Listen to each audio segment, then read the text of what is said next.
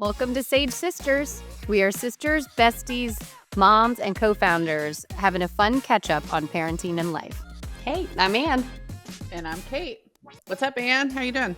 I'm doing great. I am so excited about the topic today. The topic is, this is my week, and we are talking about everything that is important to Sage Haven, which is tech, kids, and mental health. So it's basically the core of who we are. Yep. And we are joined by a very special guest today. So excited to have you, Leah Ringleton. She is an educator, entrepreneur, and advocate for positive digital experiences for children. And she's the co-founder and director of digital wellness at Zigazoo, the world's largest and safest social media platform for kids. Yay. Hi, Leah. Hi, thanks for having me. Oh, we're so excited to have you. Yes. Well, before we get started with our highs and lows, why don't you just tell the Sagers a little bit more about yourself? Yeah, well, I'm thrilled to be here. I feel like this is such a wonderful community. I love that we're speaking to parents who are really trying to think critically about how to keep their kids safe, but also how to boost confidence with technology. I am one of you. I feel like we're all in the same tribe. So I am a mom. I have 3 sons. I was a teacher. During the pandemic, my husband and I created Zigazoo because we knew that kids needed a tool to be social, but ours were not going to be going on the ones that are made for grownups. And we realized there are a lot of other families that feel that way. And so I am so happy to be able to use my education background and meet so many amazing parents and kids who are trying to use technology for the best that it can offer us. And it's been a wild ride, but we have a really robust community and a great product, and it's been really fun. Oh, that's amazing. I didn't realize you were a teacher. What grades did you teach? I was a special educator, and so I got to run the gamut of elementary, like K to 5, and have so many touch points in the developmental spectrum. And then I stepped into entrepreneurship when I had my first child, so that I've been able to do the mom and the work thing at the same time. Yeah, we were just talking about that. The balance of both is really challenging, but the flexibility of being able to be remote nowadays is really nice for that. So that's also great. Our mom was a special education teacher, so she is the most patient person. So I'm assuming that you are too. So that's amazing. And I think like such a cool perspective on entrepreneurship when you've been in the classroom working with kids. Obviously, you really understand elementary school kiddos and boy momming. Love it. Yeah. How old are your boys? 9, 7, and 4. Okay, great. Nice. So you're right there with us. Mine are about to be 9 and 7. Ann's are close too. So awesome. Yeah, and a lot of what we talk about is really helping elementary school and middle school parents. So it's right there as well, because this is really the heart of when they're starting to deal with tech and kids. So you're in the same ballpark as all of us. So that's great. I feel like there's like this shift around 9 or 10 where it's like they're starting to enter the world in a different way, right? And so I'm starting to have that.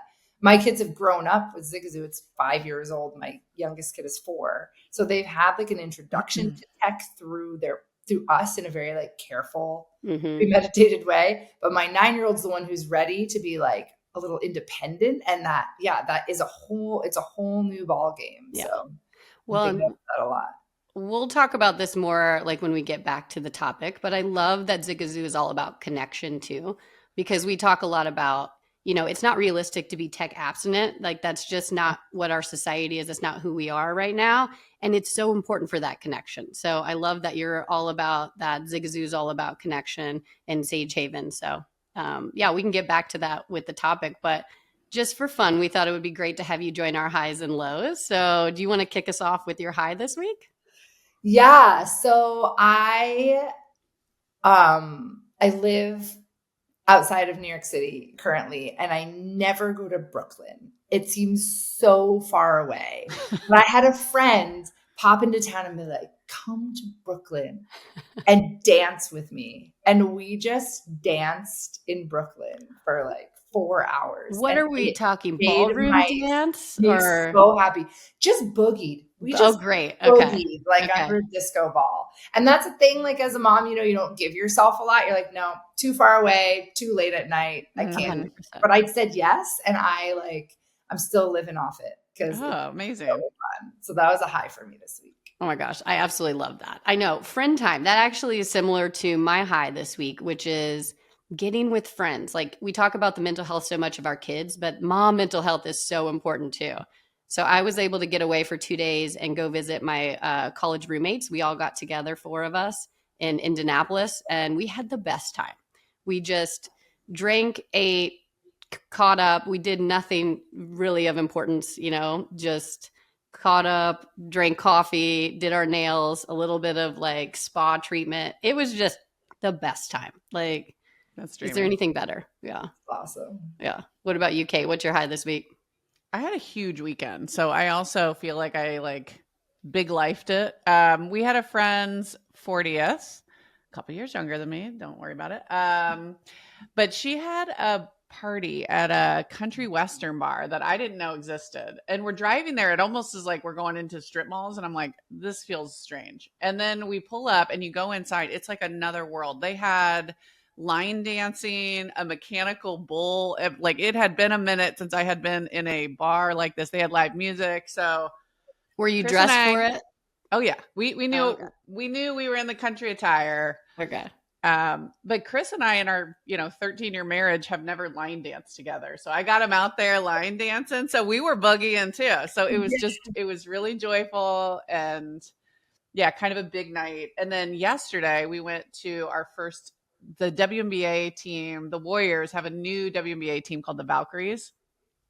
And we took our family and it was just honestly magical. Like the kids were so pumped to see women's sports thrive at that level was like such a high. But I was like, even this morning, I was just like still up because it was just like a really joyful weekend. Truly. Was it sold out? Sold out, baby. They've been selling That's out every awesome. single one. Chase Center. I mean, they're selling That's huge. 20,000 plus tickets every single game. And everybody there is like in the gear, standing up and screaming. They know the players. Like it was just an environment that was worthy of a big stage. It was a big stage.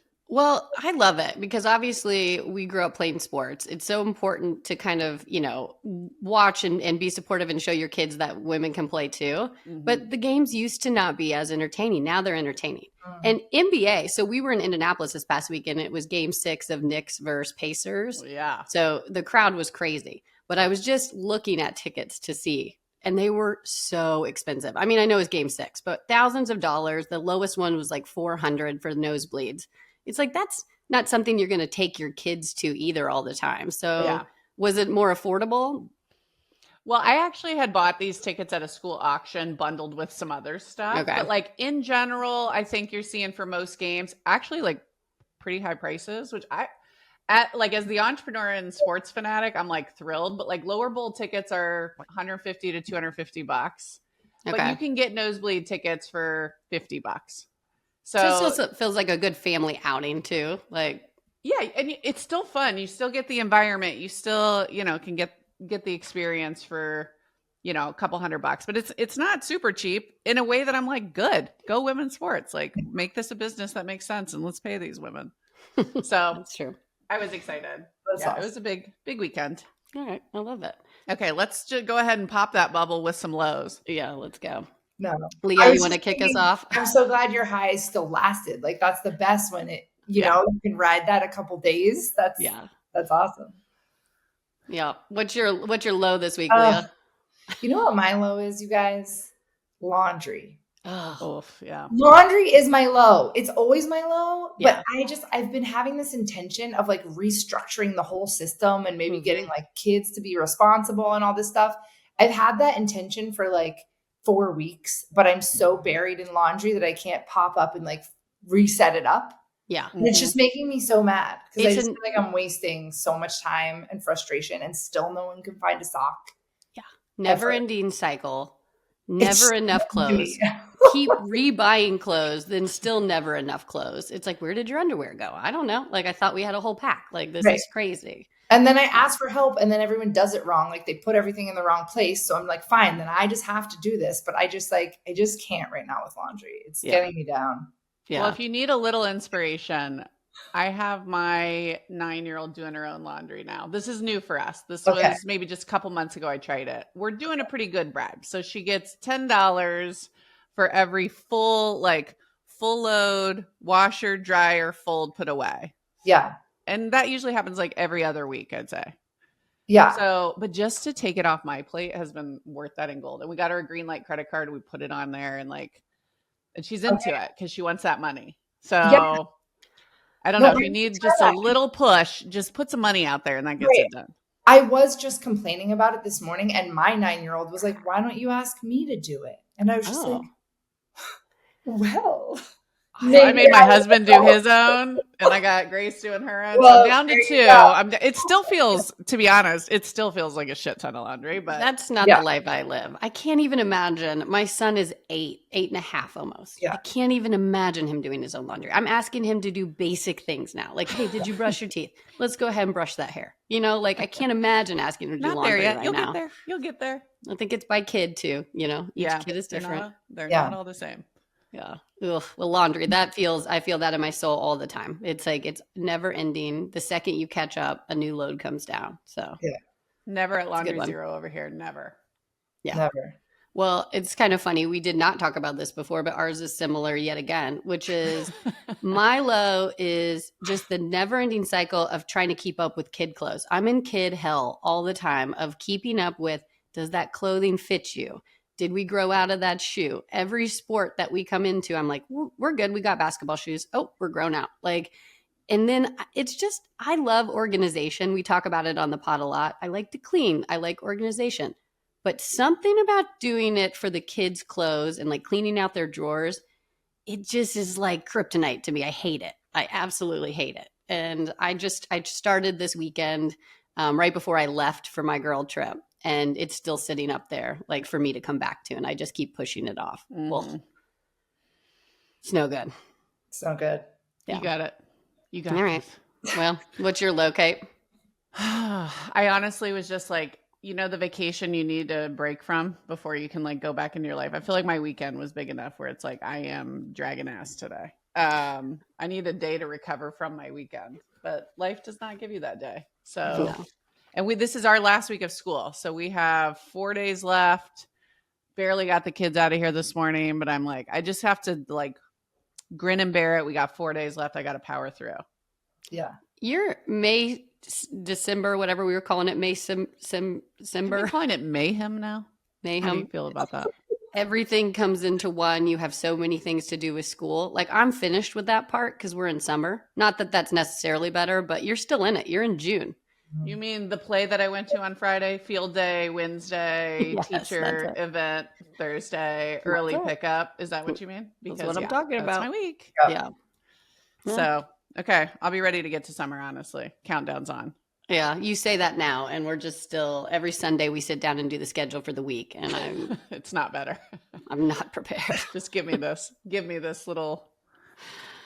That's right. All right. Well, let's move to the topic, which I'm super excited about, which is super meaty. There's a lot here to talk about.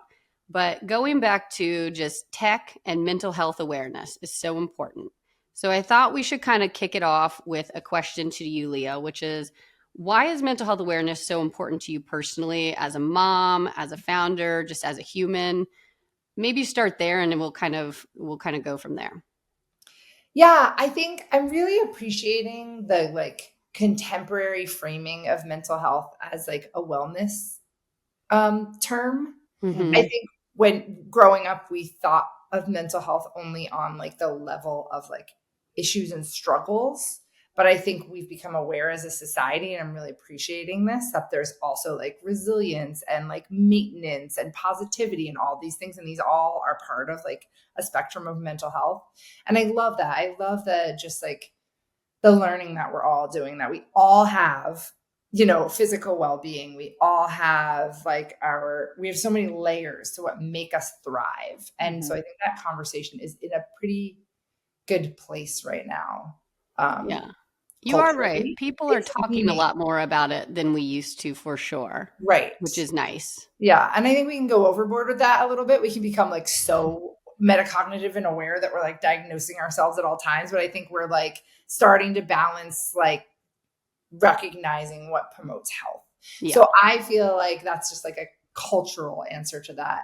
Personally, I'm recognizing that even when you have studied, like I studied psychology, I studied child development, even when you have this like professionalized knowledge of these things, when you live in a family unit, you become aware of just how important the development of a healthy being is and what that looks like every single day. Like, how do you teach a child to have positive, affirming self-talk in their life? How do you teach them to manage a day and all the highs and lows of their feelings and like have a strategy when they start to get overwhelmed and all these things? Like, really working those into my children's daily life has helped me realize like I need to pay attention to this for myself too. I've always just lived like, I'm good, I got this, or like, I'm having a hard day, whatever. Like, just really recognizing there's so many strategies. And when you find something that works for you, you should use that again and again so that you don't get like overwhelmed by like the struggle times, you know?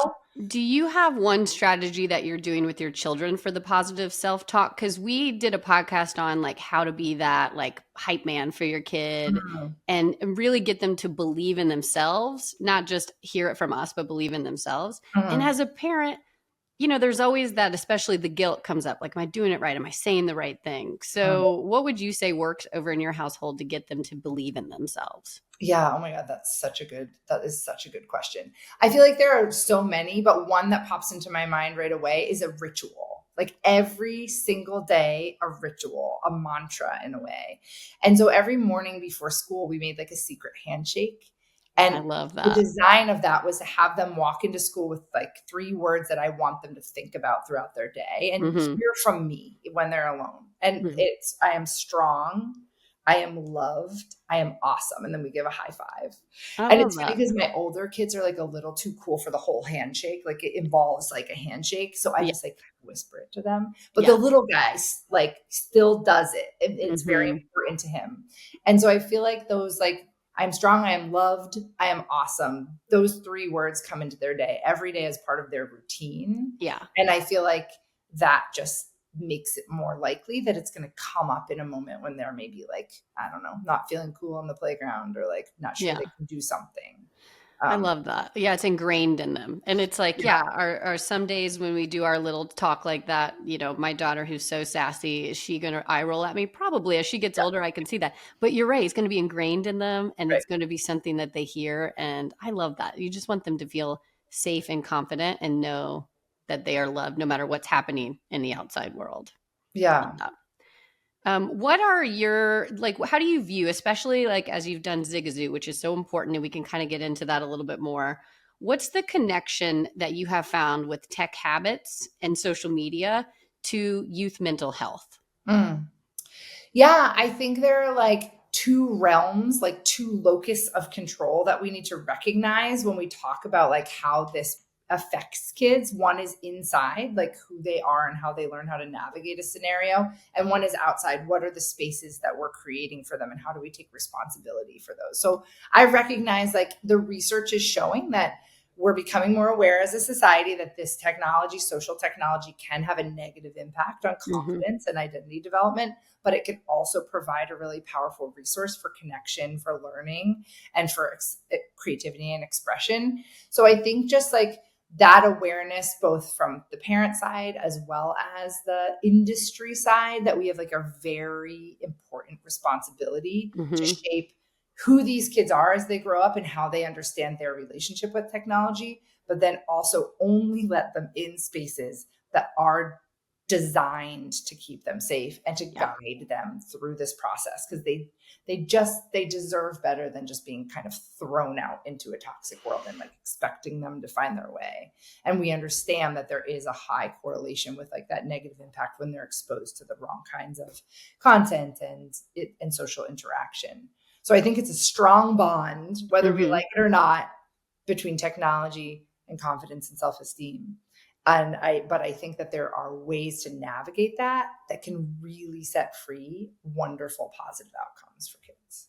Yeah. How do you do it for your family? Because obviously you're an expert on this in so many ways, and you have kids that I'm sure, like every other, 9 and 7-year-old begging for YouTube and Minecraft and whatever else. Like, how in your own home have you kind of like struck the balance or created boundaries that have worked for your family?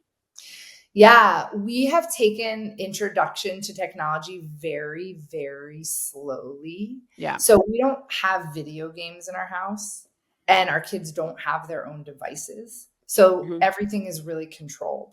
So they know their parents created a social media app for kids, and they use Zigazoo when we allow them and with our participation.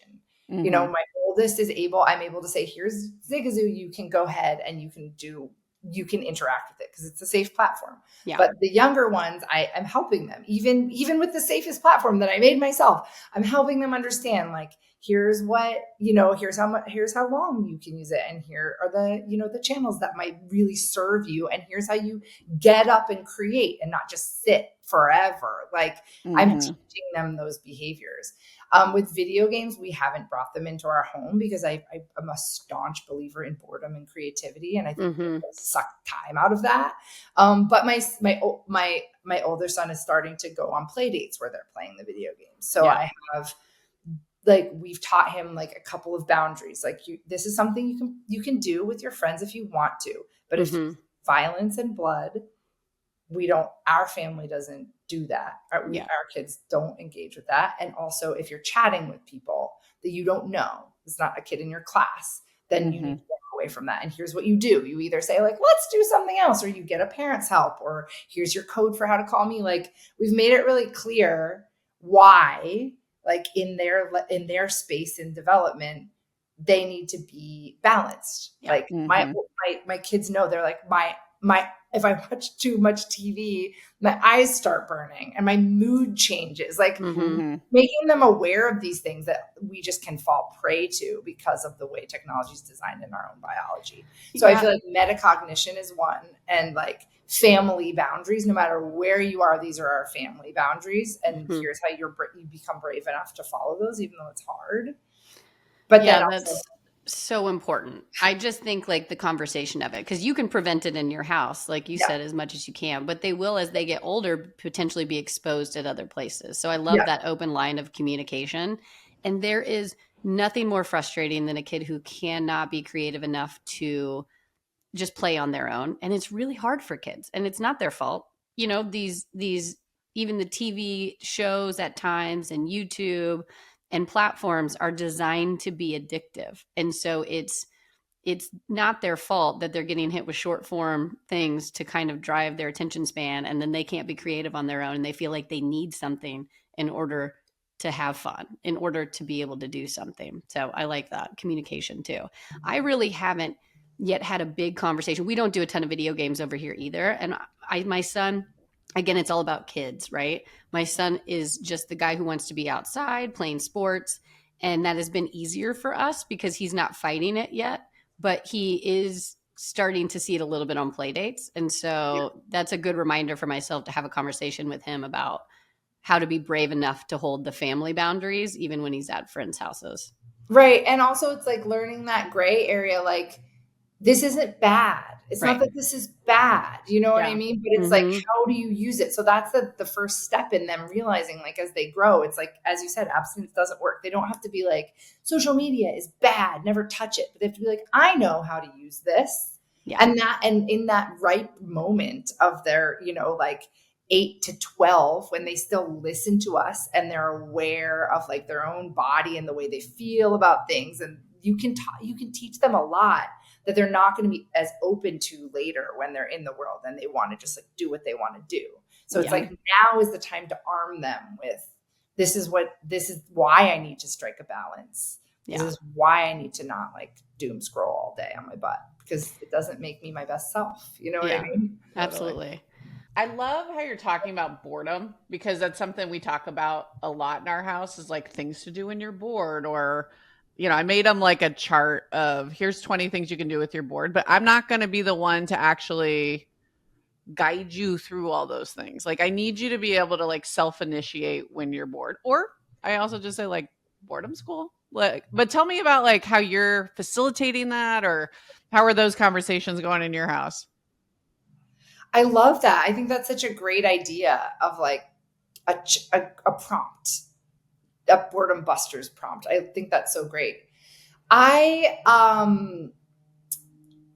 feel like I just let it keep going. You know what I mean? Like when they hit that, like, what am I supposed to do? I try not to get like afraid of that. Like, okay, here's what you're supposed to do. Here's how you know what I mean? Yeah. And I leave things around. Like I have a box of like recycled materials that they call the invention box, which is like toilet paper tubes and like a roll of tape.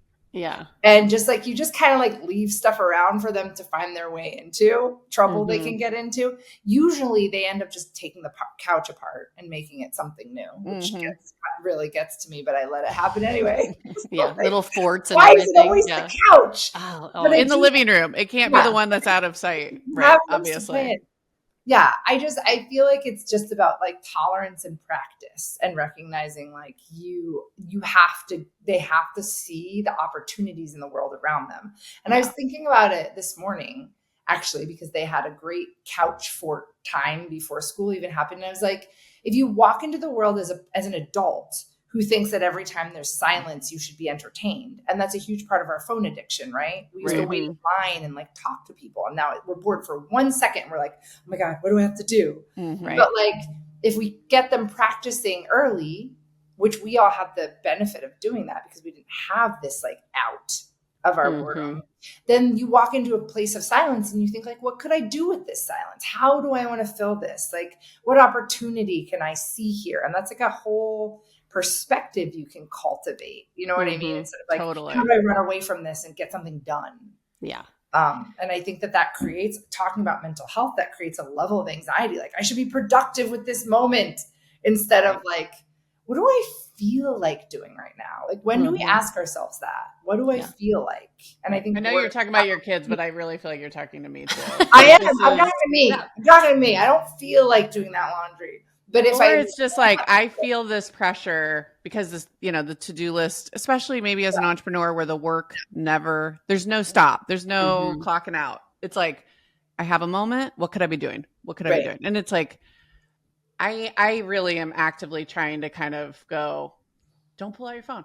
Don't pull out your phone. There's a million things you could do, but like, just try to slow down and have a moment where you observe the world around you. I mean, this is like my own mountain to climb right now. Yeah. It's scary how rare that is. I know. So we have talked about this, but Kate's husband, Chris, is he's very good for Kate because she's go, go, go. And his motto is like, do what feels good. Do you want to do that? Do you want to do that? Yeah. Like, really? And we always joke about our upbringing was like that Midwest Catholic guilt. Like, you've got to do all these things. You've got to do like, what's the appearance going to be like? Like, and he's been really good because I've been learning about that. I like take that motto on to myself. I'm like, do what feels good. Does that feel good? Do I actually want to do that? And it's like, I don't know. It's helped me a lot for sure. Yeah. And it moves through the world so slowly. It's like really different. Yeah. Yeah.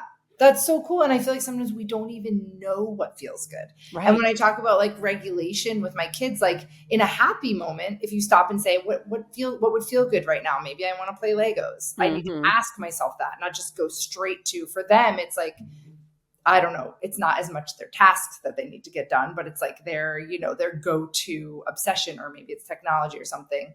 But in a hard moment, like, my son was having like big feelings the other day. I was like, what do you want? What do you need right now? And he decided he wanted to like listen to a podcast and like drink a cold glass of water. Like he was able to design his own calm down. Yeah. And I feel like those empty moments are when we're like, I like this. This feels good. And then when you're in a place of stress, you remember that. I like this. This feels good. This is where I can turn.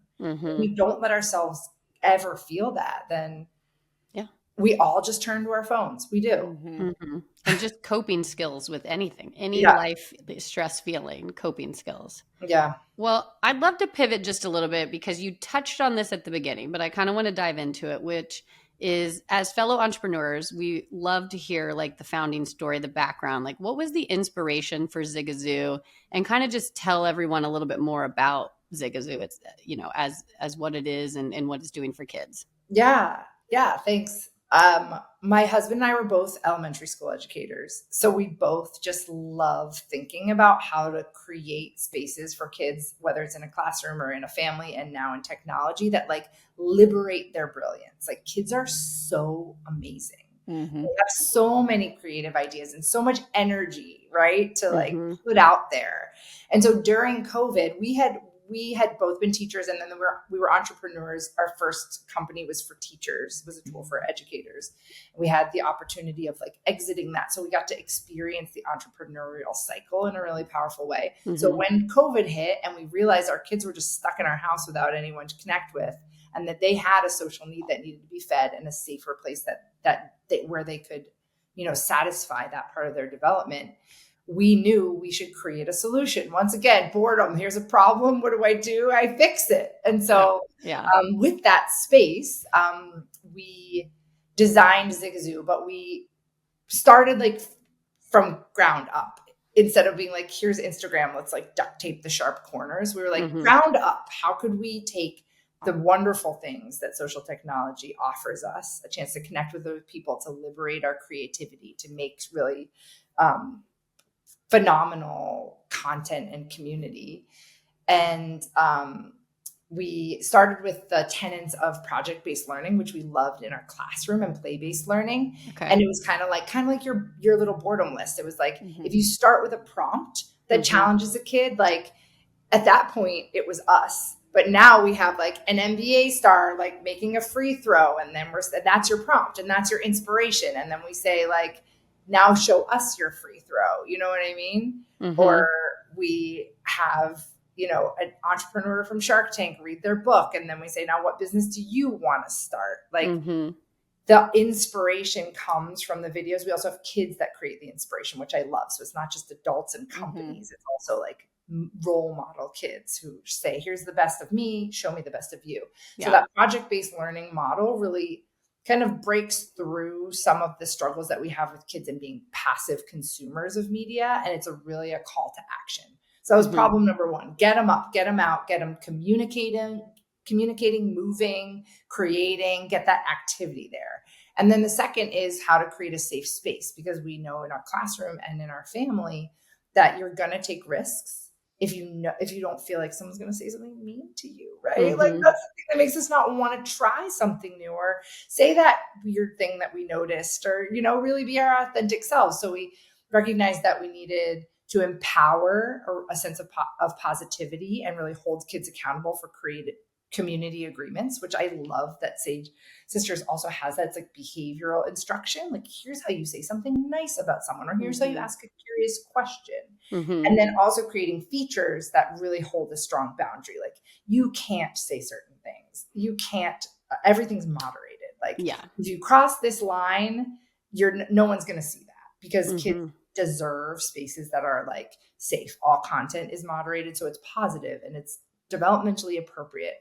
Also, all interactive features are moderated so that we're really shaping a positive feedback loop that liberates curiosity and creativity and helps kids feel like they can be themselves. So that all has like poured out of this intention to just make a safe space for kids that has lasted beyond COVID, because social technology is in our world and kids want to be on Instagram and TikTok, but they deserve a better place. And that's our work, is to make that. Are you having families delay, I'm calling it traditional social media? So like, I know the popular, especially like in middle school, this becomes like really culturally dominant, but it's, really TikTok, Instagram, and Snapchat are the top three. But there has been this groundswell, I think, on the heels of Anxious Generation, and also a lot of parents seeing this play out with one kid and going, ugh, I didn't like that. That didn't work out. Or just like reading the research of the correlation or even causation of, how addictive these are and what that's doing to mental health. But there is this groundswell of I'd like to delay. But I think Zigazoo like can almost create like that ramp, and like, how can we delay for longer? Like, it makes sense to me that families would do that. Are you hearing that? Are you hearing a lot of your families go, this is an alternative to traditional? Yes, a lot of them are like, these are our training wheels. Like we have, Right. it's like, it's the features, but it's also explicit content. There's teaching happening here. Like, you know what I mean? Like kids are doing their dances and they're also doing their trending sounds, but they're also like getting read books and they're also being taught skills and they're also getting like explicit, like the month of May, I curated a whole bunch of content that was explicitly about maintaining wellness and mental health while using social media. Here are your resources for children and parents, because a lot of families, many of them migrate from other tools, but many of them just don't allow the other tools and say, this is your space. If you want this form of expression, this is your space. And this is their first experience, the kids' first experience with social media. So we have kind of like two camps coming in. Yeah. But, so what kind of ages is like a really good fit for Zigazoo? Yeah, 9 to 12 is kind of the sweet spot. That's where we see a lot of our kids, but we have a little bit younger and we have a little bit older. But we do age verification, so you can't, adults cannot come into the space. Yeah. Okay. Awesome. One of my favorite things is the reading, because I do think when you're talking about maybe even the younger of the 9 or a little bit younger, that part is really cool. Like hearing people read stories and getting them connected in that way. I really like that feature of it for sure. Yeah, that's been really cool. It's like a whole channel. I'm like, this in and of itself, this one little channel that's called Celebrity Reads that just has like 100 celebrities reading their books. Like that in and of itself is like such a great little module on Zigazoo. Yeah. Absolutely.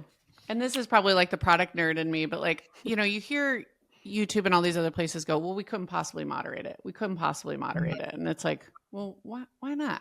Like, why not? You guys have done it. Like, how have you put together an ecosystem for moderation to make sure the content that either businesses and celebrities are putting out is safe or that kids are putting out is safe? Like, how do you guys think through that? Yeah. So, as you scale, you have to iterate, right? At the very beginning, I personally watched all the videos. I'm so happy I don't have to do that anymore. And I couldn't, because we're a lot bigger now. So we have contracted human moderators that engage with like a very strategic behavior matrix. If anything doesn't fit these particular guidelines, then they just moderate it out. There's also like constant communication about blurred gray areas. You know what I mean? Like, does this follow this and this? And so that takes a little more attention. Some things it's just very clear, like that's out.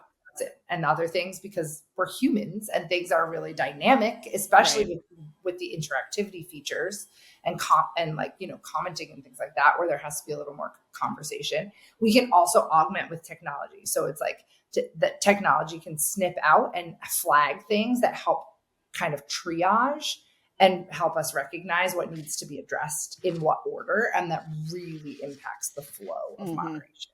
So yeah, it is 100% possible. And I think it's also necessary, because I just can't fathom sitting my kid down in front of something where I'm not sure if something's going to pop up that they really shouldn't see, because media is so incredibly powerful. It's so powerful. Like it just, it stays with us. When you see and hear something, it stays with us and it lives with us. And they, our kids deserve us to check it all out before it goes in front of them. Yeah. I love that. As we have been creating Sage Haven, kind of the safer messaging side of it, a lot of what we interviewed over 500 parents and kids in this space, just trying to see like, what are the problems? What are they seeing? What are issues going on with the current platforms they use? And safety just keeps coming up. And parents have a hard time trusting tech companies because of the larger, metas of the world, who are really hard to trust, right? How are you kind of overcoming that? Or what do you say to your parent community to get them to feel comfortable with Zigazoo? Yeah, I think we're pretty transparent about what our boundaries are and what's in place to protect their kids. Like we have age verification and parental consent. So every parent is standing there behind their kid in order for them to access the full app experience, saying like, I'm here and I'm with them. And then we use age verifying technology. So it's like, these are only kids and everything is video as well. So you're showing up and you're interacting with your face and your presence and your voice. So that's another level of seeing there's nobody can be chatting in the background that nobody knows who they are. You know what I mean? So that's building, that first level is just building a community of people that you trust. And that's the first level. The second is this moderation of all content. And, you give some controls to the population, saying like, if there's something that even like concerns you at all, you have the ability to participate in, interacting with that. But yeah, we have like so many stop gates before content hits the feed that parents, I think they develop that level of trust just by participating, as well as by communicating. We also communicate with all of our users in regular newsletters and things like that. I think another thing is the kids are the strongest advocates for the experience, and so we have levels. We have like a layer of kid creators who are all on board with like what the tone is, because I think safety is not just like, don't let bad actors in and don't show anybody anything bad, but it's also like, do you feel safe in this environment? And that is facilitated by the way kids interact with each other. So our role model kids are really equipped with understanding, like, this is what Zigazoo is all about. And I see it all the time. Like, you can't say a mean thing because it's moderated out, but you can say a thing that's like a little bit on the edge, like, you didn't do that dance right. Right. Yeah. Right. And then kids jump right in and they say things like, that's okay, they did it their own way. Or like, on Zigazoo, this is how we act. Like, they're really like advocates for the Zigazoo way. Yeah. And I love to see the kids taking that into their own hands. And I think parents feel comfortable and confident when they watch that their kid is becoming aware of a level of behavioral standard, because they're advocating for it and they're held accountable for it. And I know even in my kids' classroom, like, I like to know the kids are taught to be kind to each other. The adults are making sure they hold them accountable, but like, no one's just going to run around and hurt everybody's feelings and then nothing's going to happen. You know what I mean? Yeah. I love your educational background for kind of the root of what Zigazoo is. And, it's so nice to see people in the same space who are creating something with the kids' well-being in mind. That's the biggest thing. So like, do you have any hopes for other platforms like Zigazoo as kids grow up in this digital world? Like, what are your hopes as we start to see more resources out there and more solutions? Yeah, I hope that, we can create, I think we do need to create like standards and laws and rules around what we make for kids and how it looks and feels to them. I think that like, we can't assume that everybody who makes an app for kids is thinking about kids' well-being. And even if they are, we recognize within the capitalistic world, like, unless they're incentivized and held accountable, like, engagement at all costs is our standard. That's how you win. You know what I mean? And if that's how everyone's winning and you want to make a successful business, you think you have to do that. You have to do engagement at all costs. So I think we need to start at the highest level and say, like, just like we say with schools, you know what I mean? We literally have codes for like everything in a school. This is what is acceptable for children. And I think we need to make that same, and we're working on it, but we need to get more voices to the table, and we need to be more structured about, like, you cannot be a viable kids tech business unless you follow these standards. You know what I mean? Like, you go through all the bells and whistles to make sure you have an accessible ramp to go into your restaurant. If that's what you have to do, you have to do that. And so we need to do that same thing to make sure that our kids are safe. Because I think otherwise the game is just like, how much can you get them to watch? That's the game. That's how you win the game. And that's not healthy for them. How long can you get them to sit here? That is not healthy for them. So you need to see verification. You talked about verification, and we do parent verification, but my blood kind of boils when I read things from Apple or Meta or Snapchat saying, oh, we couldn't possibly parent verify. It can't be done. It's like, what are you talking about? Of course it can be done. You make sure that whoever is logging in is an adult. You don't put just an age gate that any 10-year-old could lie about their birth year to get through. like it's not even difficult. And I think now in the broader conversation, it has shifted a bit because I think a lot of people went, huh? Of course Yeah. you can. Yeah.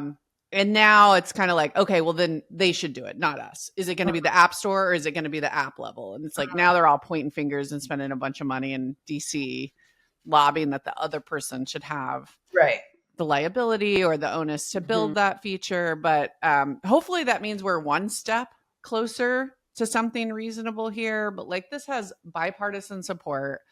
Every parent out there goes, of course, like we can't be letting our kids access TikTok at 7. Like it's nuts. So anyways, I just thank you for doing parent verification. And I think you guys were early to this and you have real scale. So it's like this argument of it can't be done at scale is total BS. And I think like you guys are such a good example of like a company at size that's doing that and committed to that. And so anyways, I just think that's such a huge piece of this puzzle. And and like AI can help.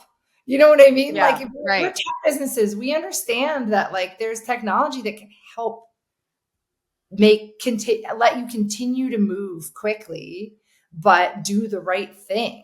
Right. And I think that you're right. It's like, I think these companies they've gone friction free for so long that they think, oh, I have to slow down. Well, they try to take a privacy policy that really makes sense for adults. Yeah. And because they're so nervous about anything that might get in their way there, about their ability to track you across the internet to do all sorts of stuff. And, you know, they call it privacy. But the reality is like every parent knows you don't give a sub 13-year-old pure privacy. I wouldn't let any screens in my kid's room unsupervised with doors closed. It's like, that's crazy. So I think just finding that sweet spot of enabling parents and empowering parents and helping create a slower on-ramp. I feel like it's so powerful. And you guys have committed to that. And I think there's going to be so many solutions that sort of actually address the root causes. Like the pendulum swung so far and then everyone went, whoa, this isn't working. And I think now you're seeing like a bunch of different solutions. So anyways, we're excited to work with you guys on getting the right legislation in place and helping show how it can be different. Yeah, I agree. And I think it's like, we also have to go grassroots here because the human experience really matters. Like we need accountability from up here. We 100% do. And then we just need education and community building here. Like even today, us talking about like, how do you do screens in your house? Like how that's up for, go to the playground. You have that conversation every day. Like, did you get an Apple Watch yet? Yes or no? Like we're all just trying to figure it out because it is weird. We're building the plane as we fly and it's getting faster and faster. And now like AI is part of the conversation. It's like exponential. And like, how do we build smart communities? Like what you're doing of parents who are teaching each other as we figure out what works and what doesn't work. And as we have our kids real like well-being and heart and development in our forefront, you know what I mean? How do we join forces as companies who are like, here's how I can make a successful business model and a solution while like actually really caring about this and standing up as like a model and being like, yo, it's working and you can do it well. You know what I mean? It's so much easier just from a parenting side to have collective action. If everybody in your community or even your friend group is doing the same thing, it's easier to hold off on stuff, right? It's easier to hold the line or have these certain boundaries. And same could be for companies. It's nice to have a collective action of companies trying to do the same thing. And, you know, it's only going to help us get over, you know, the hump of some of the non-trustworthy tech companies out there. So, right. And when you zoom out, it's like the most important thing. Like our kids' development, they're right now they're little people who are in our house, like messing up the couch cushions who we love a lot, but they are actually the future. So zoom out and like, we have to do our best with them because otherwise they're going to be wielding this technology for better or for worse. So, and I just think we can normalize the conversation, like have a conversation with your mom friends. Hey, what are you doing? How are you thinking about devices? How are you thinking about messaging? How are you thinking about social spaces online? How are you thinking about video games? Like, how are you thinking about these things that like I'm struggling with? And I think maybe kind of like the mental health conversation of yesteryear, it used to be like, oh, I don't want to pry, or I don't want to look judgy, or I don't want to like say that. And I think us just changing the culture of like, hey, we're all in this together. What are you guys doing? Like, I'm bringing this up in a non-judgmental way because I don't have it all figured out either. Like, but if we can just get people to have those conversations without any awkwardness, I feel like that is like such a first step. Yeah. Yeah, you're right. And it's like just admitting like, yeah, sure, we've all handed our kid a remote for too long. Like it's not, you know what I mean? It's not like anyone is perfect in this setting. But I think there is still a bit of a divide between just like full surrender to technology and like tech conscious parenting. But there's abstinent, there's conscious, there's like fully. And so I think we're all kind of like in our own little bubbles. But I agree with you. It's like, especially within a physical community, but then also in the broader community, we need to admit like our kids are part of the same society. And so we need to like learn from each other about like what works and just arm them with what they need to be in these settings, whether there's only paper towel tubes or whether there's video games or whether there's both. Like, who are you in this setting and how do you do it? Well, Anna and I joke we went to Catholic school, but we're like, abstinence hasn't worked for anything in the history of time. So it ain't going to work here either. We got to find the happy medium. Happy medium. They'll find a way. Well, to close the loop on the mental health topic, is there something that you do to kind of help your own mental health daily? Because, you know, we talked a lot about kids' mental health, and a lot about how it's so important for us to have good mental health as moms. So what are you doing over there that can maybe be a tip for us? Yeah, something that I have realized is, okay, so I had this mentor, this elderly lady when I was like, before I had kids. And she said to me one day, if you can't do something with love, don't do it. And so like now I have to do all this stuff that I don't want to do, like dishes and laundry and whatever. And I was like, how do I fill this with love? Because I have to do it. And so I've been just like throwing on a book because I wish I could read more, but I'm spending a lot of time doing like house stuff. So when I throw on a book, I can do it with love. And actually I walk away from those like mindless slog chores with like a sense of like accomplishment and joy. So that's what I've been doing. I've been leaning on audiobooks to make my chores feel more fun. Here. I can get on board with an audiobook. Our biggest joke over here is that I have no time to read. And Kate's always recommending books. I'm like, it's just not what stage of life I'm in. I have a couple smaller children than you. Like, I'm not there yet. But an audiobook I can get on board with. Yeah. You can read and do other stuff. I love that. Yeah. And what's your obsession? My obsession is I actually just got introduced to a website called Impix, pix.com. And it's just digital prints, pretty affordable. But I used to just do the old fashioned CVS, Walgreens digital pics when I was replacing my frames. But and I have to give a shout out. My girlfriend Natalie told me about this. She will be upset if I try to take this obsession on my own. But they're like metallic prints. And so they just look more professional and super pretty. And they just enhance your like family photos, and you can do any size. So what do you mean metallic? Like they just have like a luster effect? Yeah, kind of like a shimmer to it, but like in a very classic way. That sounds tacky, but they're just a more professional. It looks like a professional photo. It's not a cut metal. No, it's not like those minted.com like really nice, where you have the foil. Yeah. No, not that. It's just like a sheen over it that makes it look more professional. Okay. And I saw a couple in her house. I was like, these photos are so pretty. And she was telling me about them. And now I've printed a few of my own. And they just, they make it look so much better. And they're cheap. So love it. I love that. Now, Leah, I apologize. You were giving a mental health tip, and it sounded like an obsession in my ear, but we will kick it back to you. Do you have a obsession here? Yeah, I've been obsessed with an afternoon espresso. That's what I've been obsessed with. That moment when you just did a whole day of work and then you have to go pick up your kids and do another whole day of work. Yeah. I was like really struggling with that moment. And I realized like a little mini coffee that makes you feel like you're in Italy and wakes you up for a minute. Now, did you buy the machine for your home, or are you going out? I haven't yet, but I'm about to, because I think I'm about to have spent as much on my mini espressos as I would have on an espresso machine. Yeah, we So we maybe I need finally it. we finally bought one because of that. But Yeah. now, just be aware. Now, every time I do want to go out, because I still like to get an afternoon coffee or something just to like break away from working from home, my husband will be like, "Well, we have the machine." He kind of almost puts the guilt back, and I'm like, Yes. let me go You're get my like, beat it, coffee. Phil. I Yeah, gotta get out beat of it, here. Phil. I gotta go get my iced coffee or whatever it is. Now, are you That's a up good all one. night? I guess my only fear with like espresso, maybe it's the quantity, with all things, I'm overdoing it. I feel like So, I'm still at that so tired at parenting phase. I could drink one and still fall asleep right after. okay, You amazing. know what I mean? Yeah, I absolutely. have like a ritual around my afternoon Diet Coke that's like unhealthy. It's got like ASMR components and it's like, Yeah.